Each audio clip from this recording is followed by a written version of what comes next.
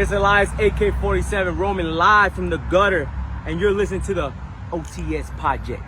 Shots will be fired.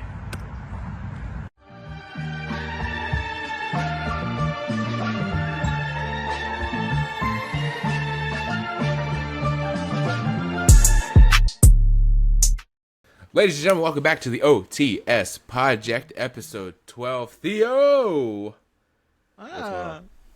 Don't talk to me. I'm not here. What is going on? I just finally caught up with Invincible. I'm now finished with season 3. Great end of the season. Let's see. What else have I been doing? We've been watching some movies this past weekend that we've definitely been doing. This came off of just the podcast from last week, which is kind of funny. So we watched some of our letterboxed movies last weekend, and then I was telling my one friend about it because you had never seen the original Muppet movie, and I showed it to you, and they were like, I haven't seen that movie either, and I was like, well, I guess I'm coming over tomorrow to watch it with you. So I also gave them no choice in the matter. But, nice. Yeah, been watching some good stuff pretty much all week. Yep, same. Just been hanging out. We watched, last Saturday, watched Beautiful Boy, which is on my letterbox, and Theo seemed to really enjoy it. Thought it was a great movie. And then we watched the Muppets movie, which I actually enjoyed more than I thought I would. I thought I was going to be, like, kind of bored. But I really wasn't bored. I mean, it's not necessarily a movie that, like, I'm going to continually watch for years and years and years, you know? But I wouldn't be mad if you came over and said, hey, let's watch the Muppets movie. I'd be like, sure, fuck it, whatever. I did enjoy it. I liked the Big Bird cameo. That was fun. That got a big pop from me. And I told you at the end, I got a little emotional. The end was surprisingly pretty emotional with, like, them singing and the rainbow coming through the roof of the studio and stuff. It was pretty emotional stuff. Yeah, and then we ended it with The Nice Guys, which you had never seen. It's not on my letterbox, but it's just a movie that I love. I think it's a great movie. It's hilarious. I love Ryan Gosling. I think Theo likes Ryan Gosling as well. He's a good actor. We love him as Ken. He, like, totally changed my personality for, like, 6 months after the Barbie movie came out. So yeah, The Nice Guys was great, especially him punching his fucking fist through a window. That's a lot of blood. That's a lot of blood. That's a lot of blood. Dude, it was like that and back to back with the other scene of, what was it, Russell Crowe? Is that the guy's name? Yeah. It was that, and then back to back with that, it was just Russell Crowe sitting at the dinner table with his wife, and the wife was just, like, so dryly just dropped the fact that she was fucking his dad, and he just spat out his eye. He was like, what? Yeah. Incredible movie. It's so random, but it is so funny. It's great. It's so good. Yeah, other than that, haven't been doing too much. I haven't been playing a lot of 2K. I'll say that. I'm not mad or anything about 2K. I just, like, I think I've been playing it so much the past, like, 2 weeks that I kind of, this week, just kind of took, like, a break from it and just kind of put it down for a little bit, and then I'll pick it up again in a couple days or something like that. Right. I've actually been playing a lot of Fortnite. When 2K came out, I kind of stopped playing Fortnite because obviously I was just involved in 2K. So I had a shit ton of challenges and stuff I had to do, as well as, like, the duplicate challenges and stuff that I'm just doing for fun. So I was like, you know what? Let's hop on Fortnite. I got bot lobbies and just kind of knock out these challenges. So past, like, 3 or 4 days, that's kind of what I've been doing every day if I'm playing some video games, is just hopping on Fortnite and grinding out these challenges and stuff. Other than that, yeah, I haven't done too much. My mom was on she was on a trip visiting my sister and my sister-in-law in Virginia, and they went to DC. So that was not something that happened to me, but that was something just cool that they were doing. So had to drop my mom off at, like, 6 a.m. at the airport on like a Saturday last week, and then I had to on Thursday this week I had to pick her up at, like, midnight. So that was fun. Right. Other than that, yeah, just been hanging out, just been vibing. So we got some news, but before we hop into our news totally, let's get that Theo 2K review now that you've had, like, a week and some change to really fester in that world. I gotta be honest, I might save my review for next week because I'm working a lot because I have, like, a full-time job and all that kind of stuff, so I haven't really been able to delve into everything that's in the game. But I gotta be honest, against my earlier prediction, like a month or two ago, I have just only been playing my faction. Like, I've just been grinding the world tour, like, almost the entire time I've been playing. And I literally just got the CM Punk Persona card yesterday, so I'm probably gonna stick away from it for a while just so I can explore things like My Rise and the Island and Universe Mode and all that kind of stuff. So I'll probably save my full review for next week. But Faction Mode is a big upgrade this year for sure. I will say that. I haven't really touched it too much, so it's definitely interesting, the different play styles, because like you're just totally in there, and I did like maybe 2 matches in that Kalani Jordan area, and then I like kind of haven't touched it since. So we'll save that for next week, but maybe we can get some Daredevil review. Maybe have you caught up with Daredevil? I've caught up with that as well. Yes. Okay, beautiful. Go for it. So I have caught up with it. I've caught up with episode 3 and episode 4 as well. They finally have introduced Frank Castle, the Punisher, which I am very excited about because I've seen like little clips of his character here and there from the original Daredevil show and his show as well, and I feel like this is a character that I can really get into. And I never really watched those original shows, so I feel like after this show is said and done, I'm just gonna go back and then watch those original shows as well to really get more into it. But I mean, it's just banger week after week. I mean, these episodes don't really miss. I've been enjoying them a lot. I think a lot of people have been enjoying them a lot. A lot of good pacing and writing as well. Very enjoyable. For sure. Yeah. You definitely should watch those shows. I mean, there's definitely a few changes, but in general, like what you're seeing on Born Again every week is basically what you would watch in the Daredevil show or the Punisher show. I didn't really watch any of the other ones. I didn't watch like the Defenders or Jessica Jones or Luke Cage or Iron Fist. Right. But Punisher and Daredevil for sure. Those are the 2 best ones probably. And basically, like I said, like everything we've gotten every week about Born Again is basically like it's on the same level you would get with 3 seasons of that Daredevil show and 2 seasons of that Punisher show. It's top tier. I've been enjoying it. Obviously, I've been caught up. So episode 4 this week was a big one because Frank Castle, the Punisher, is like my favorite character in that kind of Daredevil Netflix world, I guess you could say. So him showed up, was awesome. That scene was incredible. Oh my god, great scene. John Bernthal, I've said it, like he's one of my favorite actors, and I have not seen a bad performance from this man ever. He's like a good actor. Everything. He is a good actor. Everything I've seen this man in, whether it's Wolf of Wall Street, whether it's Punisher, whether it's The Bear, whether it's he was in that that movie about Serena Williams and Venus Williams or whatever. He played their coach. Like everything I have seen this man in, he is just knocking it out of the park, bro. Never seen a bad performance from him, and that's why he's one of my favorites. So you don't miss. Yeah, just incredible.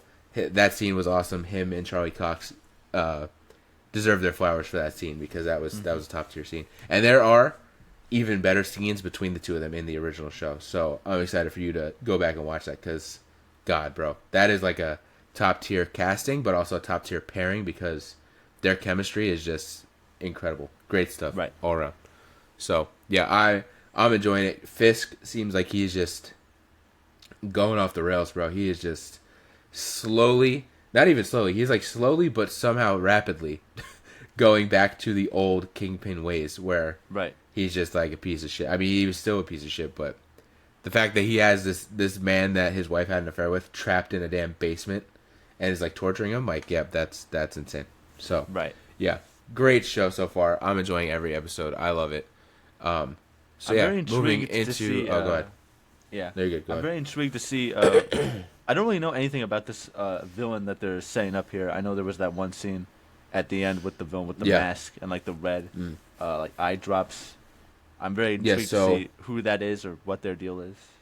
So that's not a character from the original stuff. That's like not necessarily. It's not like an original character, but it's his name is Muse, I believe, and he's from the comics. But yeah, he wasn't in like the Netflix shows or anything like that. So he is pretty brand new. I don't know too much about him either, but I believe he's just kind of like a fucking serial killer, man.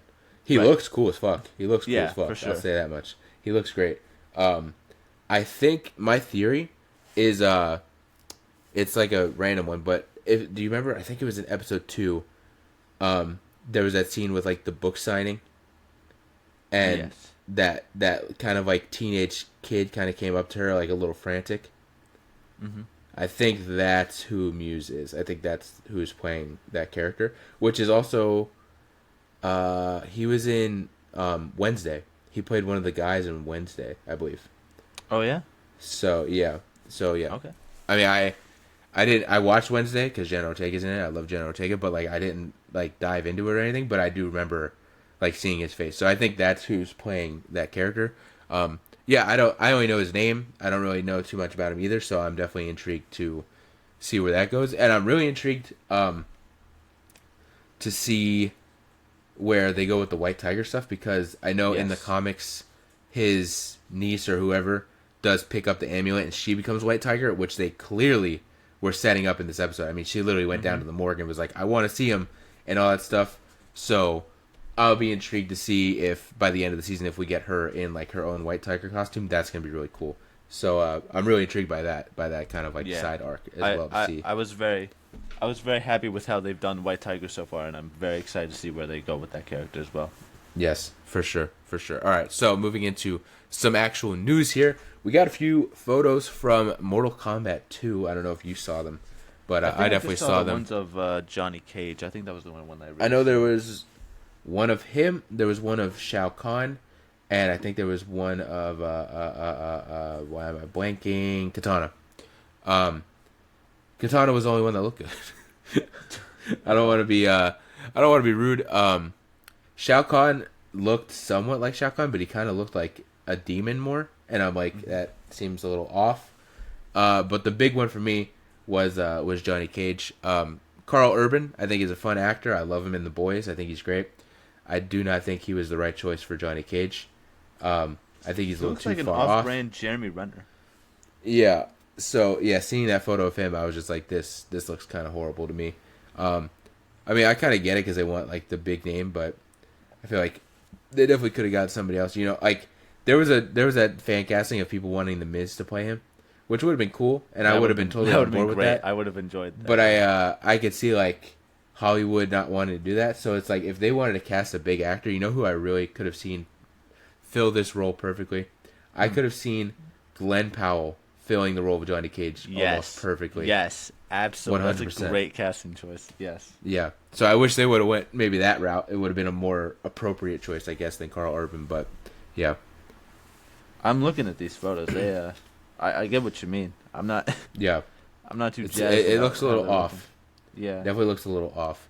But I'm still going to see it. I'm sure you're still going to see it because we do love Mortal Kombat. Shao Kahn looks like a mask that you would get at a Halloween store. Yeah, it doesn't look great. But like I said, we like Mortal Kombat, so I'm sure we'll both be there to see it. When did the first movie come out? That was like what, like 6-7 years ago?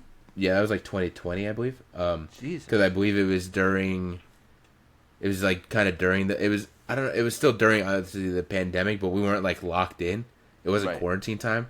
I think we were coming out of it, but it was like one of those kind of like Black Widow where they were like, it's in theaters, but it's also like on streaming day one. I think it was on Max like day one. Right. So that's how I watched it. I didn't go to the theaters to see it. I just watched it at home because I didn't really like trust theaters yet and stuff like that. Not to say I don't trust theaters. I didn't trust the public yet, is what I was saying. So I don't trust movie theaters. That and the Suicide Squad, I kind of like just stayed home and watched it on streaming. Right. But yeah, like I said, we both like Mortal Kombat. It's kind of been like an important part of our lives for years and years. So I'm sure we'll definitely be there to watch it. But it's not looking too great. Moving into other news, as I have my dog crying at the door. Hold on. Entertain the crowd while I open the store. This podcast is brought to you by Single Cheese Slices. Perfect for making grilled cheeses. Single cheese slices. Get them wherever you get your cheese. But not the Kraft kind. That shit sucks. Not the Kraft kind. No. Any other kind. Kraft singles are only good on grits. That's about it. That's the only time I can. Kraft singles do not sponsor this podcast. Yeah. Unless you want to sponsor this podcast, then unless you want to, then we love it. It's great. It's the best cheese ever. It melts so perfectly. It doesn't burn or anything. It's perfect for my grilled cheese. All right, so moving into another piece of news. This is more for me, but I think it will intrigue you a little bit. They are working on a live action Power Rangers.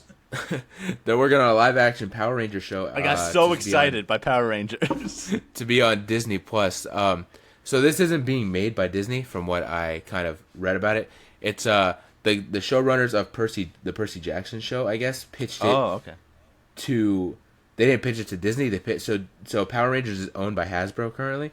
Right. So I guess they pitched it to Hasbro, and Hasbro said, "Hell yeah!" And that's Hasbro. That's Hasbro for you. And so I don't necessarily know where Disney Plus comes in. I think they just needed a place to stream it. So that's where it's going to be. So it's not going to be like fully made by Disney. I know a lot of people were confused by that, and they got really excited because a lot of people love the Disney era of Power Rangers, which I do too. But yeah, this actually has nothing to do with Disney other than just being on their streaming service. But I didn't watch fully, but I did watch a little bit of that Percy Jackson show, and it was pretty good. As well as when it was on, a lot of people loved it. Like it was, I enjoyed it. Yeah, a lot of people really enjoyed it. So I have high hopes that this is going to be really good. I think it might have a little more. I feel like the Percy Jackson show was meant for not necessarily kids. It was more like kids could watch it, but it was also like adults could also like. I mean, you were a grown man and you watched it and loved it. Like, So I think they made it for both, and they did a good job of balancing both. Like, hey, let's appeal to kids, but also let's appeal to kind of the older audience. So if they take that route with Power Rangers, I'm going to be super, super excited, and hopefully it is successful, because I could already see that if it is successful, they're going to dive into other teams and things like that, which is really what I want. So something more for me, but I think, like I said, I think it intrigues you a little bit, is a live-action Power Rangers show coming to Disney+. Do you have any thoughts on that? I do not. It's coming. Yep. All right, so big news here coming out of last night with Friday Night SmackDown being in Italy. We have confirmed Kevin Owens versus Randy Orton for WrestleMania, as well as we have confirmed Roman Reigns versus CM Punk versus Seth Rollins at WrestleMania. So those are two big matches that have been confirmed, along with Charlotte Flair and Tiffany Stratton, obviously the Cody Cena main event, and the currently the Bianca versus Io, which is obviously going to be turning into Bianca versus Io versus Don't forget Rhea. Jay versus Gunther. And Jay versus Gunther. So we got our WrestleMania card shaping up here. Obviously, there's still a ton more matches. It's WrestleMania. There's like, between both nights, there's like 15 matches or something like that. So we still have a good amount of matches to go. But Roman versus Punk versus Rollins is what I can kind of see main eventing night one. So it looks like we probably have our night one main event already announced, as well as Cena and Cody main eventing night two. So yeah, I don't know, man. I know a lot of people, including myself, were kind of concerned around Rumble time of what the direction was for WrestleMania and who was going to be in what spots. But I think Triple H is pulling it off. I mean, this card looks pretty good. I mean, I don't really care too much about the Jey Uso Gunther match, and I don't really care. I mean, I definitely am intrigued to see it, because I know it's probably going to be a decent match. The Tiffany Stratton Charlotte Flair match is probably going to be pretty good. But yeah, other than that, like Kevin and Randy, it's kind of a filler match, but it has a story to it. So it's you know what I'm saying, it's not like the one match that really is there just to be there is really the it's not even confirmed yet, but like the Damian Priest versus Drew McIntyre match is like the one clear match that I can go, okay, they just needed to get both these guys on the card, and they didn't really have anything else for them. Even still, though, I'd say Drew McIntyre's been doing a hell of a good job of actually like building that feud up to be really good. Like, I'm interested to see what he goes where with it. Right. Drew McIntyre is literally one of the best wrestlers in the world. Like, top tier, everything he does. And I feel like people sleep on him. I feel like people kind of like disregard him. He's definitely an underrated pick. Yeah. If you're listening, do not sleep on Drew McIntyre. Do not sleep on him. We've been saying this for years. Yes. One of the best wrestlers in the world. So yeah, I'm excited. WrestleMania, it's always fun, but it's been even more fun the past few years because Theo kind of comes and spends the weekend over here. I don't know where you're going to be sleeping because my grandmother took the room over there, but we'll figure that out. But we'll figure it out. It's definitely fun. I'm excited. We obviously also have NXT Stand and Deliver that we're going to be watching. We don't have any matches confirmed for that yet, so I'm totally intrigued to see what they're going to do with that. We have some interesting stuff going on there with Stephanie Vaquera having both the women's titles and Trick Williams possibly being the leader of this new faction that's kind of jumping everybody and whatnot. So, yeah, I am definitely intrigued. WrestleMania weekend is going to be fun. I can already see it as it was last year and the year before and the year before. It's going to be fun for us, so I'm excited. Yeah, I'm very excited as well. I think this is going to shape up to be another banger WrestleMania as it has been for the past few years, I'd say. I agree with you where it was around Royal Rumble time where it was like meh, but I think post Elimination Chamber everything has just been really like all gas, no brakes. There you go. Yeah. Everything's shaping up to be very good quality stuff. A lot of great writing going on. A lot of great decisions, a lot of great matches coming. I think the biggest concern really was where Rock kind of fit into everything, because it was kind of like I feel like we were concerned on like, okay, is this gonna be another last year situation where they're gonna start building Cody versus Punk, and then Rock's just gonna come in at some random show and try and change everything. I think that was kind of the concern a lot of people were having, of like, it was looking a little uneasy because we felt like we were seeing, maybe Cody's path, but then we also were kind of factoring in but Rock did show up at Bad Blood for some reason and whatnot. So now that kind of all the answers are revealed and we have a clear-cut path, I think everybody's super excited for WrestleMania this year. Yeah. So we did get our, just to add in, we got our first John Cena heel promo this past week. Mm-hmm. My God, that was incredible work. Incredible work. Obviously I've been in the wrestling business for like over 10 years, so I kind of, nothing like surprises me too much now or whatever, I can kind of tell, but I don't get super emotionally invested because I know the ins and outs of it. I was emotionally invested. I am emotionally invested, dude. This is my childhood hero. I know everything that he's saying is kayfabe and he doesn't actually mean it towards us, but I was kind of I was trying to purposely not think that way and think of, 8-year-old Kyle, what he would react to watching this promo. I got emotional, man. I got emotional. Yeah. I got emotional. Like that's my childhood hero who basically just told me like F off, so I was literally like that little kid they pointed out in the crowd. I was like, wait, what? Huh? Dude, that kid is going to go down in history as one of the most fucking legendary faces of crowd people. Him and Nicholas need to make a tag team and come back. Yeah, remember that? So yeah, and my last little piece of news, it's not even necessarily a piece of news I just put in here, and I just wanted to kind of talk about it a little bit. Universal's Epic Universe. Me and Theo are theme park guys. We enjoy a nice theme park, especially Disney. I'd say we're definitely more Disney people. But Universal's cool and whatnot, so I'm definitely kind of getting excited to see this Epic Universe stuff. And not much is coming out. Universal is always kind of tight-lipped and really good with not letting people take photos and videos of things. So all the photos and videos I've seen are just of the outside areas of the lands and stuff like that. But I know they're doing like, they call their cast members or whatever, their employees team members. I know they're doing like team member previews right now.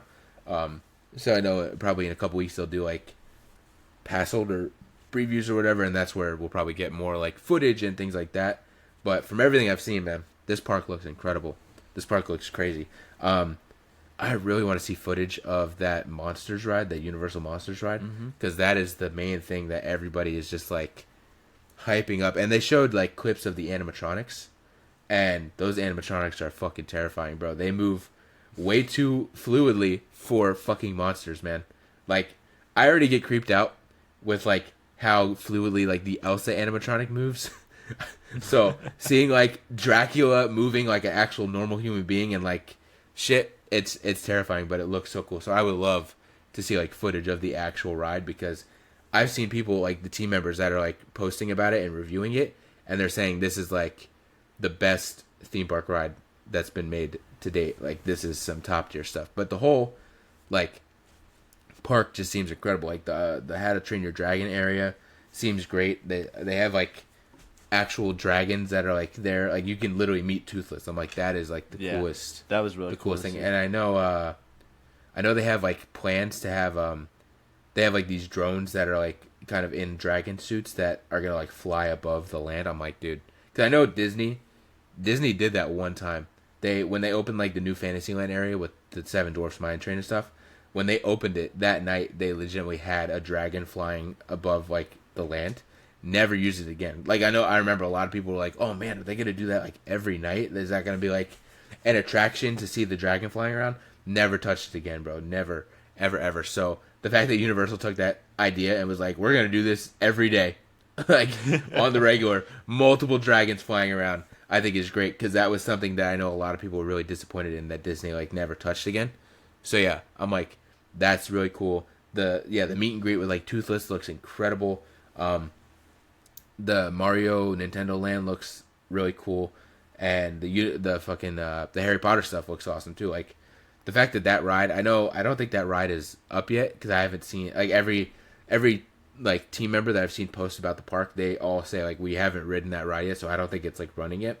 Mm-hmm. But the fact that the queue takes place in the whole ministry, like that whole kind of like front lobby area of the ministry is like built, and you will be standing in that, is absolutely insane. I know a few people I think did get to like walk into that and see that, and they were like, that is mind blowing. Like it is. You get to stand in line at the Wizarding World DMV. Yeah, exactly, literally. But at least it looks cool. It looks better than it looks a lot better than DMVs. the DMV does. Yeah, right. Looks like shit. And I guess they have like an actual flu system that people will be able to go through, and that'll transport you into the ministry from wherever you are into it. And I'm like, that's crazy. Like I don't know how that works, but that's incredible. So yeah, overall, this whole park looks absolutely insane. I know some people have speculated that their first expansion might be a Oz area, a Wicked / Wizard of Oz area. Clearly, I can definitely see that happening. Yeah. Especially, I mean, that first movie made so much money. That second movie is going to be making even more money. So, so I definitely could see probably around the time that like that movie, the part 2 is in theaters. I could definitely see them being like, "You've made this such a success that our first expansion in fucking 2035 is going to be Wicked or something like that." Right. So that'll be cool. A Defying Gravity coaster would be crazy. Oh yeah, for sure. As well as that, I know they have I saw something in the stores. Outside of one of the stores, they have like kind of like stained glass pictures of like certain characters and stuff. Somebody spotted a Link one. Ooh.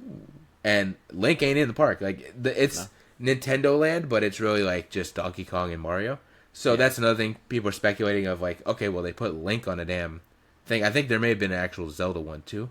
So people are like, maybe that's going to be an expansion in Nintendo Land once it's opened and operating in a couple years. So I'm like, that would be really cool too. So, and I would love Pokemon, bro. If they like extended Nintendo Land and did like a Pokemon area in there, dude, that would be crazy. And I know like that'd be dope. I mean, that would drive droves and droves of people for sure. Oh yeah, for sure, 100%. Yeah. End of my little rambling there, but Epic Universe in general, I just want to talk about because it is getting closer to opening. They're doing their previews, and it looks insane. So, yeah. Yeah, it's gonna be dope for sure. I think this is really gonna be like their magnum opus, pretty much, or at least the biggest magnum opus they've had for a good amount of time now. Yeah, I would say so. It definitely. It's gonna change the playing field. So, that's all I kind of got for news, or a little. It's really turning into like a news / just discussion kind of area, and I'm not mad about it. So, yeah. So moving into our actual kind of topic for today. A few weeks ago, we did a episode that was centered around the review of Captain America: Brave New World, and I thought it was a fun idea to kind of take that and do like one episode a month where we kind of just review something instead of talking about our top 5 or talking about something just in general. Let's take something that maybe Theo hasn't seen, maybe I haven't seen, or we both have seen, but it's been a while. In this case, Theo, I don't believe you had seen this at all. So we are going to review.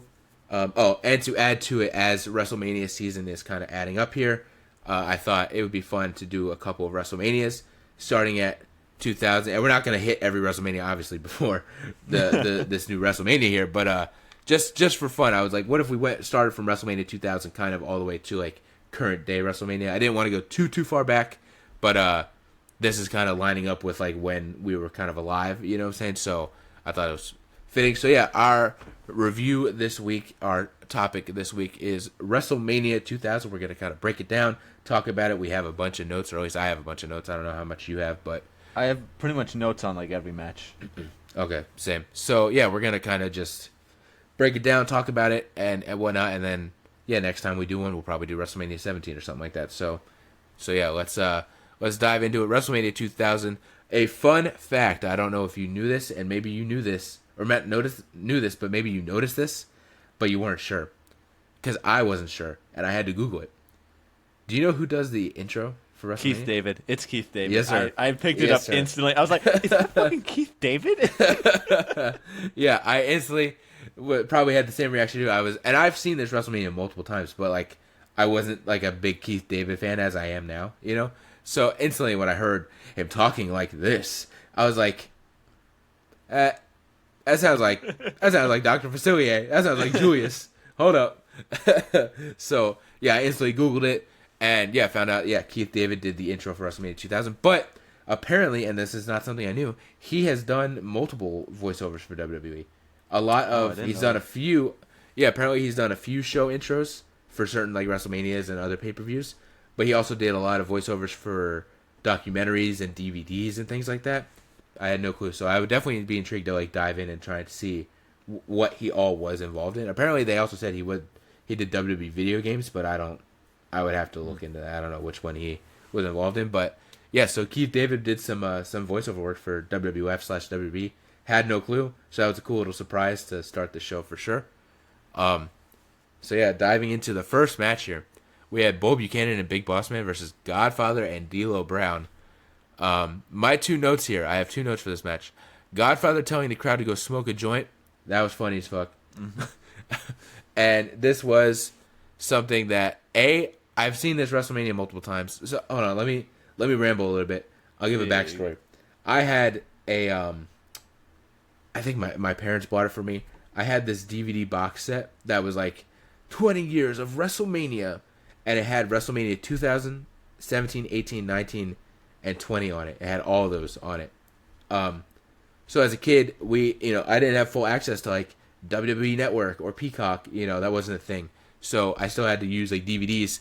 So those WrestleManias, like WrestleMania 2000, 17, 18, 19, and 20, are probably the ones I've watched the most, just because those were like the only ones for a little bit I had on DVD. And obviously I constantly wanted to watch the biggest show I could. So those WrestleManias are definitely the ones I've watched the most. So I've seen WrestleMania 2000 probably like 20 times in my lifetime. Totally forgot this match was the opener. Yeah, I can see that. I noted, forgot this was the opener / very forgettable WrestleMania match. Yeah, this match, I'll let you can give your notes and then I'll kind of dive in. So for every match I have, I pretty much have what I rated the match out of 5 and the MVP of the match, and then just like what like my thought on the match. I gave this one a 2 out of 5, and Bull Buchanan was the only person I think going into this match that I have never heard of in my entire life. He was the MVP of the match to me, of all people, honestly. Yeah, he which kind of forgettable. He was in do you know Right to Censor? You probably don't. I've heard of it. I've heard of Right to Censor. It's like a group with Stevie Richards and Ivory. He was in that for a little bit.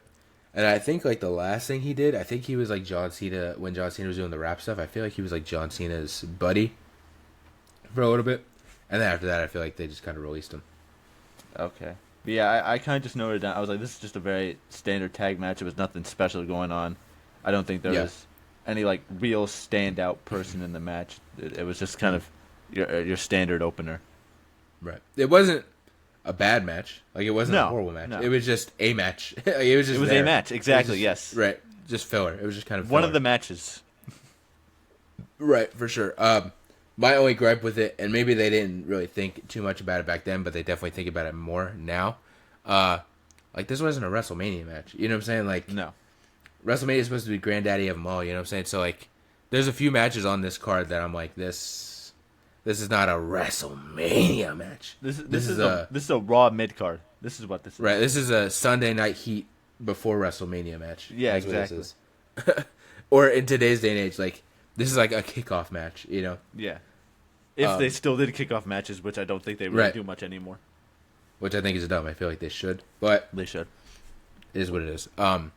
Yeah, very forgettable match. Again, not a bad match. It was just kind of there. It didn't really have too much like to add to the show and overall. You have anything else you want to add to that? Nope. It was a match. Right. So moving on, this isn't a match, but I did note the Triple H Stephanie segment that came after this. Mm-hmm. My only note, goddamn, I love that belt.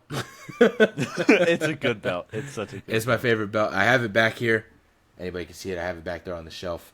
It is like my favorite my favorite belt. So that was something that I just wanted to note. Is just that belt was just like laying on like his torso or whatever, and I was like, yeah, I just love this belt so much. There's something else I noticed too that I really noticed it in the main event, but I'll just cover it here real quick. For some reason, I never noticed that. I never noticed that the back of the women's championship is brown. Never noticed that. The front of it is black, but during the main event, I saw Stephanie kind of like during the entrance. I think like she adjusted the belt, and the whole back of the belt, like the leather on the back of the belt, is brown, but the front of it's black. Never noticed that. Odd. Yeah. Moving into the Hardcore Championship clusterfuck battle royal, whatever the hell it is. I actually love this match. I loved this match as a kid. I remember this was one of my favorite matches on like WrestleMania 2000 just because it's so fucking ridiculous. Mm-hmm. So I have a good amount of notes here, so I'm just going to start rifling them off. Starting off with Taz's entrance goes fucking hard. It does. Shit was fire. Headbangers Fit was absolutely crazy. Them coming out with like poofy bras. What the hell was going on there? That was wild.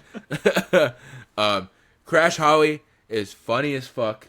Mm-hmm. That man was underrated. I don't know how much you know about him, but he was an underrated wrestler. There was a second there where I was like, wait a minute, there was 2 Hollies? What the hell is going on here? There was actually 3. Who was the third? So there was Hardcore Holly, then there was Crash Holly, which is his cousin, then Molly Holly. That's how she got introduced.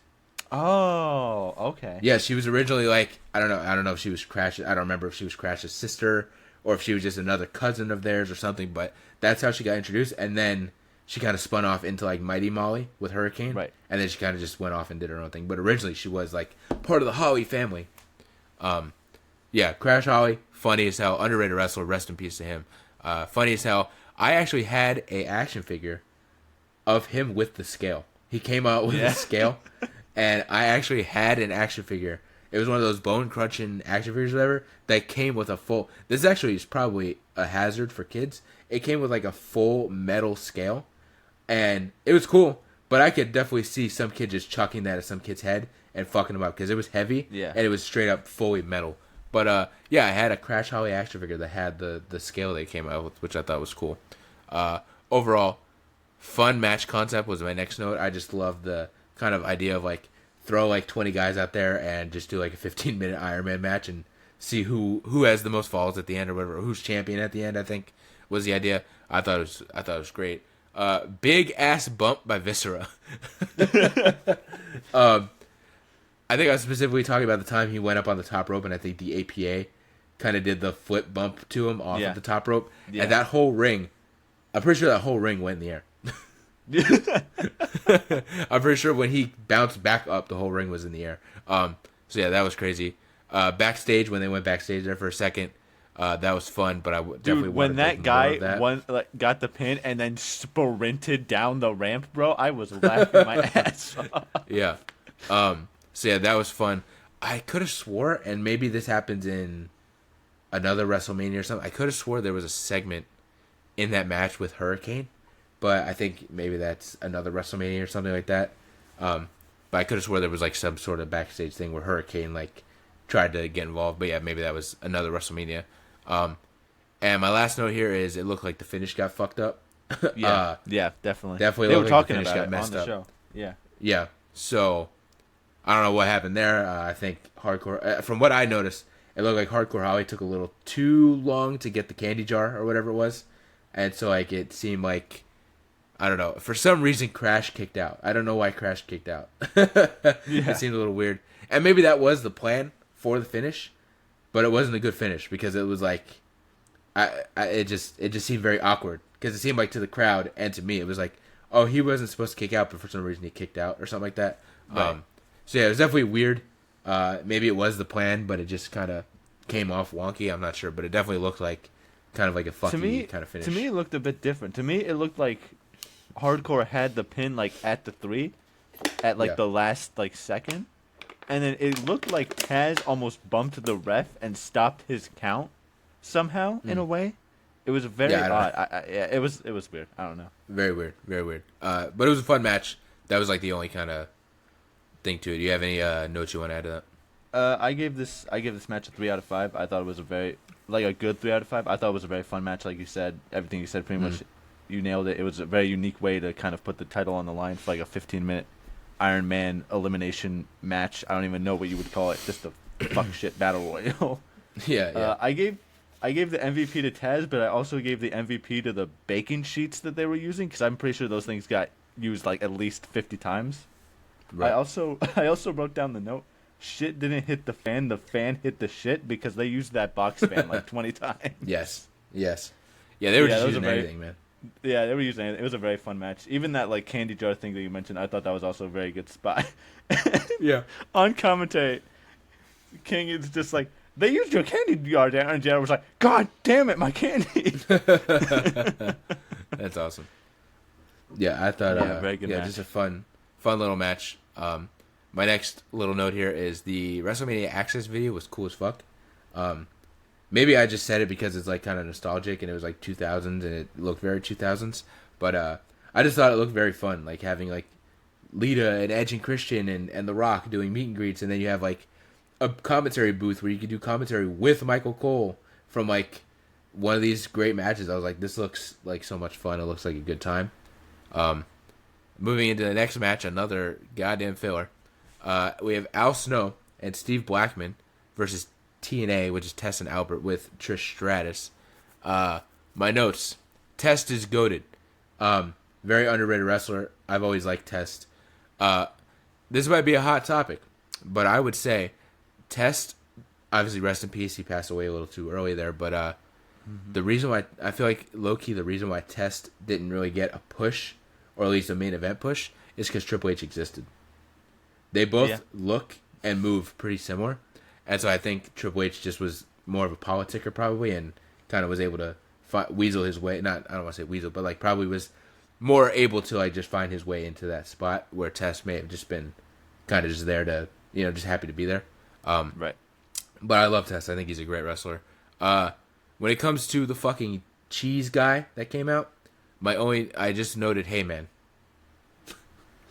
Hey man. Sometimes you just gotta do stupid shit. It was very stupid. Yeah. But it was there. It was definitely there. It happened. JR's headset was killing me during this match. I don't know what happened to that man. It's funny you mentioned that. JR's headset is my MVP of the match. Yeah. Very rare. I don't know what happened, but the fact that it was like the noises that were coming off, but then the slight every once in a while you'd hear JR be like, "What the hell is going on?" Or you hear trying to see like King you just good over take there? over the entire fucking commentary.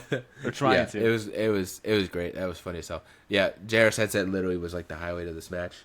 Another very forgettable filler match. Did not feel like a WrestleMania match at all. I only really noticed it was segment, just like a boring match overall. Yeah, and the segment at the end with the cheese dude where the baby face is like turned heel and the cheese guy made no sense. Yeah, I didn't get it. So yeah, anything you want to add? I gave it a 1 out of 5. I didn't care for the match at all. I thought the cheese guy was stupid. JR's headset MVP, just a boring match.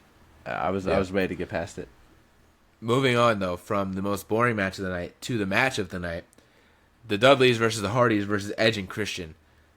This, as a kid, this match is probably why I would constantly watch this WrestleMania, because this is the first of like the trilogy of like TLC matches. Even though this was technically just a ladder match, the TLC didn't exist yet. But this is the first in the trilogy of like the ladder wars, or whatever you want to call it, the TLC war or whatever. Goddamn, yeah, this to me is the match of the night. This is the best match. And my notes: match of the night. Devon's selling is always funny as hell. I specifically noted that when I'm trying to remember the exact spot. Basically, I think they just kind of threw a ladder at this man's dick, and he just started like convulsing on the ground and like bumping around. Was hilarious to me. And my last note was Christian and Jeff taking that bump to the outside scared the shit out of me. That was terrifying. As well as in the same spot, I think it was Matt and Edge maybe kind of both like nutting themselves on the top rope. But yeah, more scary was Christian and Jeff just straight up. There was no tables there, nothing. They straight up just went from the ladder in the ring, just both landing like feet first on the outside of the ring and like rolling. Yeah. That shit was terrifying.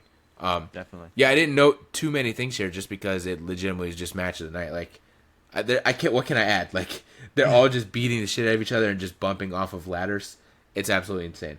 I did like the spot at the end where they used the table to kind of, the table was like a floor. It was for like them the to stand on bridge to grab between the belts. two ladders, and so I like that a lot. I too. love I that. thought that was very cool. I know. Years later, I think it may have even been like a ladder match between the Motor City Machine Guns and the Dudleys or something like that. They did the same thing where Motor City won, and they were standing on like a table bridge with the ladder. And so I was like, that. Even as a kid, I was like, oh, that's a cool callback to that match. So yeah, not much more I can add. Just match of the night, incredible match. Yeah, this is and the same for me. I think it was definitely the best match of the night. I gave my MVP to Jeff Hardy because it's Jeff Hardy and he fucking deserves it always. They never miss. You put these three together in a ladder match, TLC. It's always a good match. It's always going to be match of the night regardless. They're just they're three of the best tag teams of all time. Yeah, they never miss. Yeah, definitely match of the night. Yeah, nothing else I could add. Just straight up top tier match. Next match, we have Terry versus the Cat. I didn't even watch this match, bro. It's so bad. It went from the best match of the night to the worst match of the night. Yeah, my only note here is why. That's all. My only note here was nope. It was just nope. Yeah. I gave the MVP to Mae Young. I gave it a 0.5 out of 5. It was so fucking bad. Yeah, I legitimately didn't even watch it, bro. I legit, like, straight up just grabbed my phone. I was just on my phone. I've never been once more grateful of modern women's wrestling in my life than watching this match. Yeah, I was literally on my phone, and once I heard the bell ring to end the match, then I put my phone down. That's about it. Exactly. Yeah, I have nothing to note. Next match, the Radicals versus China and Too Cool. This is another filler match, but this is definitely a lot more fun, I would say. And we got Eddie Guerrero. So my notes: Dean Malenko is light heavyweight champion. It's cool as hell. I love that. That was great. China's got a gun. Well, really, she has a cannon, but I just instantly thought of the fucking. He's got a gun. He's got a gun. Yeah. But that was a cool ass entrance. Straight up came out with a cannon and just shot Pyro out. That was cool as hell. And I feel like she did that a few times, maybe. She's done that before for sure. Yeah. Yeah. Too Cool's entrance and gear are fire always. The music is great. Their gear, the white with like the writing on or whatever, is cool as hell. This was a waste of an Eddie Guerrero WrestleMania match. Again, it wasn't a bad match, but I just felt like, damn. And this was like his first year in WWE, I believe, or WWF. So maybe Vince didn't know yet what he had on his hands, you know. But I was just kind of like, damn, I would have loved to see Eddie in a more prominent match, you know. And Perry Saturn, my last note, Perry Saturn just hit the craziest elbow drop I've ever seen. That man was like 50 feet in the air when he hit that elbow drop. It was insane. Absolutely insane. I gave this one a 3.5 out of 5. This was probably, honestly, my personal favorite match of the night. At least it's the one that kept me the most entertained and engaged. China was my MVP. Honestly, that whole team was just super entertaining. That's what I liked about this match a lot, because it took like the great wrestling ability of the Radicals versus the very entertaining aspect of Too Cool and China, and put them together to make a really good match. The whole bit of like China and Eddie like being like against each other and with each other, and Eddie trying to flirt with her as he's also trying to run away from her at the same time, I thought was super funny. China dancing with Too Cool in the ring, I thought that was very funny. I just enjoyed the match overall. I think this is my personal favorite match of the show. Yeah, it's a fun match. I'll give China credit for towards the end of the match, like there was something that like her shorts, like her pants, like busted, and so I'll give her credit for wrestling the entirety of the rest of that match while trying to like not let her ass just fly out. I was like, credit to her for that, because that's not easy, trying to like have one hand on your pants while also trying to like do things is not easy. So credit on her, and shout out to Scotty Tuhati, because I noticed like as the match was over and they rolled out of the ring, he straight up, it almost looked pervy, but it wasn't. He just straight up like grabbed her shorts and just pulled them up and was walking with her. And for an instant, I was like, did he just like straight up grab her ass? And I was like, no, he's trying to help her, and he just grabbed her shorts and was just holding them so that like she didn't have to worry about it.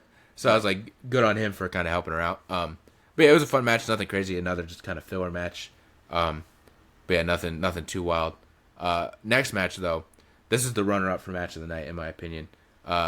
We have the kind of, it wasn't like winner's take. It was like almost 2 out of 3 falls for the It was a 2-fall. European and IC titles. Kurt Angle coming in as double champ against Chris Benoit and Chris Jericho. Yeah, I thought this was the runner-up for match of the night. Obviously, I think the latter match is match of the night, but this, for 2 different reasons, I think the latter match is match of the night for the entertainment value and just how insane it is. This is match of the night for pure wrestling. Oh yeah, for sure. I mean, you've got like the best technical wrestlers you've got pretty much in your company going face to face in a 2-fall match. Right. It's going to be good stuff regardless. Yeah. My notes were match of the night runner-up.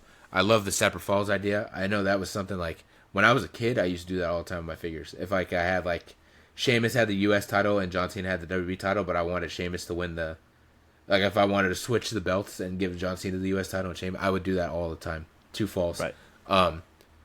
And I thought the ref bump was good, which I watched this on like Tuesday night or something like that, so I don't remember. Like, I'm a little foggy. I don't remember exactly what the hell the ref bump was. I feel like it was like a clothesline or something like that, but I thought it was a good ref bump. But in general, just a great pure wrestling match. Just a really good match. Yeah, I gave it another 3.5 out of 5. I thought Chris Jericho was the MVP. Honestly, they were all the MVP. I just think Chris Jericho did a little more like flashy stuff, I think. But honestly, they all did really well in this match. It was a great match. I was very, very invested in it. A lot of great technical wrestling going on. The 2-fall concept, I think, was very interesting. I've never seen anything like that. So it was definitely a very interesting and fun stipulation to put onto the match. Yeah, it's not something they do often. I honestly, the most recent way I could say they kind of did that was last year's Mania with the tag titles. Right. In the ladder match. Yeah. Other than that, I can't really think of a... And again, that wasn't like a full just wrestling match. That was like a stipulation kind of thing, but the whole one team pulls down one belt, the other pulls down the other. It's kind of the same idea. Yeah. But yeah, great match. Another kind of filler match and the kind of semi-main event here. DX versus Rikishi and Kane. My notes. The Run DMC DX theme goes crazy. Yep. Love that theme. Yep. That's an incredible Banger theme. Another note here, I just wrote down Degenerate 69 because it was on the back. It was on the back of Road Dogg's jersey, and I just thought it was funny as hell. It just straight up just said Degenerate 69. Something I noted here because it seemed a little random because normally when you look at DX and you look at the tag team, it's normally the New Age Outlaws, but in this case, it was not. It was Road Dogg and X-Pac. So I looked into it. Billy Gunn was actually injured. That's why he was not in this. Okay. I was also kind of wondering that, yeah. Yeah. Very interesting. And apparently when he did get injured, instead of just him being injured, they straight up just kicked him out of DX, I guess. Because I guess his injury, I forgot what it was, but it was an injury that was going to keep him out for at least like a year. So their way to write him off was straight up, I guess he had like anger issues, quote unquote, and it was ruining them, like it was ruining opportunities for them. So they straight up just kicked him out of DX. And that's how, so that's why X-Pac is in that match instead of Billy Gunn. If he hadn't gotten injured, I would imagine it would have been New Age Outlaws versus Rikishi and Kane. Right. And my last note here is Rikishi and Kane is a very random tag team. It is a very random team, for sure. I don't know if... I I don't know if they were an actual tag team or if it was just for the night. You know what I'm saying? I would imagine it was probably just for the night. But also, the Attitude Era, you never know. And so, I don't know if they were a full-on tag team or just for the night. But it definitely seemed like, okay, how do we get Rikishi and Kane on the WrestleMania card? You know? And so that was their thing. So, yeah. It was an okay match. It wasn't anything too crazy. My biggest inquiry about this match, I guess, was like, where the hell is Billy Gunn? Right, yeah. This I gave a 2 out of 5. Again, just another match on the... I literally just wrote one of the matches of WrestleMania 2000. That's what it is. Yeah. I gave the MVP to Rikishi. I just think he was a little more entertaining on that side. I think, as weird of a team it is, Rikishi and Kane also kind of works. And what I would not have given to see fucking Kane dance along with Rikishi and Too Cool, I would have bumped it up by a whole other point if that had happened, which it didn't, unfortunately. But that would have been I thought the same thing. I was thinking the same thing, and again, I've seen this Mania, but I was like, I don't know, I just didn't remember. Like, I was like, does he dance with him? Does he not? I don't remember, but I was I would have loved to see Kane just be like, fuck it. And Paul Bearer. I would have loved to see Paul Bearer. Oh my god, just, definitely like, Paul breaking it Bearer down. for sure. That would have been hysterical. I also want to know, I didn't write it down, but I think this is one of my favorite Kane gears. I think he looked sick with like the color swap of his usual stuff. I thought it was sick. Yeah. So moving into the main event of the night, the WWF Championship is on the line. The McMahon War. Big Show with Shane McMahon in his corner. The Rock with Vince McMahon in his corner. Mick Foley with Linda McMahon in his corner. And Triple H with, obviously, Stephanie McMahon in his corner. My notes here. I got a good amount of notes here. Obviously, first note, my favorite Triple H theme song. One of my favorite theme songs in general. That shit got me hyped up. Big Show got bitched. That man got eliminated like 3 minutes into the match. And then didn't come back out until like the very end. And I was like, damn, bro really got he got bitched there. The Rock selling is always peak. That man was just bumping his ass off. Everything I saw him take, he was just like rolling and folding all around. The announce table spot was absolutely nasty with Mick Foley. That man straight up jumped and hit nothing but not the corner, but like the edge, the side, the edge of that table. So Mick Foley probably had some broken ribs after that because that shit looked nasty. And then it came kind of down to just The Rock and Triple H. They straight up just had a banger on their own. Like that, in reality, that should have just been the WrestleMania main event. It should have just been Rock and Triple H at that point. Because when it came down to the two of them, and it's no knock on Big Show or Mick Foley at all, but when it came down to the two of them, and you could even tell though, like looking at this match, Rock and Triple H were the biggest two in the match. So yeah, once it came down to the two of them, they just straight up just were incredible. Vince and Shane had me dying once they started fighting. That shit was funny as hell. Michael Clark Duncan almost jumping the guardrail was also hilarious. That shit had me hyped. And my only other note was the angle to end the show was kind of wonky, with Vince kind of turning on The Rock and whatnot. I saw what they were going for, but I think just the way it was delivered was just kind of wonky, and it was just kind of like a dud end to WrestleMania, I guess, is really what I'm saying. So those are my notes. I kind of agree with everything you said. I gave this a 3.5 out of 5. I guess I didn't put down an MVP. I guess I just didn't think there was an MVP of the match. I would say The Rock. The Rock, I think, was probably just my answer there. I kind of agree with you on the fact that I feel like the match got a lot better when it was just Triple H and The Rock. I noted that the crowd fighting was like super sick to see, just them going through the entire crowd and just beating each other up. I think that's always a really cool time.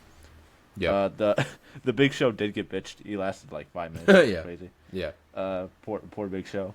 Mick Foley always taking those nasty bumps, doing that extreme shit. I love it.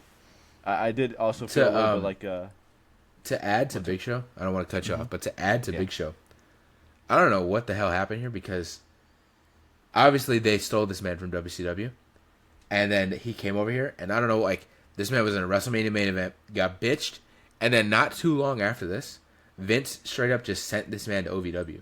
He straight sent this man, like, to NXT. Like, this man was on TV, WrestleMania main event, and then, like, not super long after this, Vince was like, you're going to have to go back to developmental, buddy. That's and crazy. then Big Show was literally in developmental for, like, a year, and then came back to TV. Yeah, it was wild. That's wild. I also wrote down classic McMahon family bullshit. It always seems to happen, especially around this era. I also kind of agree with you that the finish was very out of nowhere, because I feel like Rock has always been kind of built up to be that like corporate champion, and with Vince McMahon in the corner, it always makes sense. I could also see what they're going for, especially with like Vince McMahon and then also Stephanie McMahon and now her husband, and it all kind of makes sense to build this new like corporate entity with the champion there and everything like that. But it was kind of weird how they pulled it off. I didn't care for it too much, but it was another good match. I enjoyed it. Yeah, it was good. I would say WrestleMania main event wise, it's probably not one of the best, but it wasn't bad. No. It wasn't bad by any means. And there's definitely way worse WrestleMania main events that are out there that we could talk about. So yeah, that's kind of the show. But I do have some etc. notes, some things that I kind of dove into, and kind of were inquiring about. So, Theo, I'm going to ask you a question. Was there anything missing from this show? Was there anything where you were like, what's going on here? Why isn't this person there? Why isn't that person there? What's happening? I'm assuming you are referring to Stone Cold Steve Austin. Yep, that's one. Yeah. I was a bit weird why he wasn't there. Yeah. Another one is The Undertaker was not there. Oh my God! You're fucking right. Where was The Undertaker? Wait, would this The not Undertaker count towards was the not streak or anything there. like that? What Well, the fuck? it would have, but I mean, him not being there, it doesn't break the streak. But I guess like so, him wrestling on the show would still count towards the streak. Yeah. So Yeah, but what the fuck? both of them were injured. Somehow, That's crazy. both of these men, as well as Billy Gunn, but the two big hitters here were both injured. So I noted here, Taker not on the show due to injury. Austin also injured. Apparently, Steve Austin was going to work the Big Show. Apparently, I did some diving and I was kind of researching on like, okay, who would they have worked if they were on the show? Undertaker, I saw a bunch of different things. I saw Big Show. I saw things like that. But the one that I saw people talk about a lot was that Austin probably was going to end up working the Big Show in a singles match, or the Fatal 4-Way probably would have still went ahead, but instead of Big Show and Foley, it would have been Austin and Taker, which would have been awesome. Right, That would have been great. That would have been great. But yeah.